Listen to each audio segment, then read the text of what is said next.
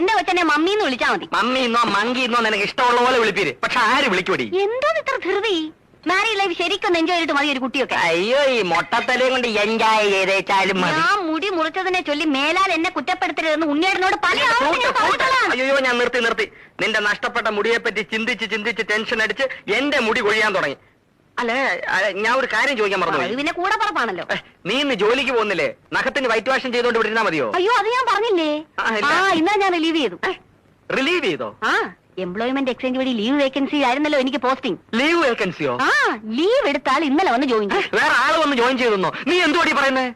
ഇതെന്താ പുതിയൊരു കാര്യം കേൾക്കുന്ന മാതിരി? ആലോചനയും കൊണ്ട് വന്ന ബ്രോക്കർ പറഞ്ഞില്ലേ താൽക്കാലിക നിയമനമാണെന്ന്? ഇല്ല. പറഞ്ഞു കാണും ഉണ്ണിയുടെ മറന്നതാ. മറന്നല്ല. എന്റെ ദൈവമേ, മുടിയും പോയി, ജോലിയും പോയി. പിന്നെ കുട്ടിയുടെ കാര്യം പറഞ്ഞല്ലോ. എനിക്ക് പ്രസവിക്കാനേ മനസ്സില്ല. അയ്യോ, ഇപ്പൊ കുട്ടിയും പോയി. പ്രസവിക്കാത്ത മൊട്ടച്ചി നിന്നെ ഡൈവേഴ്സ് ചെയ്തിരിക്കുന്നു.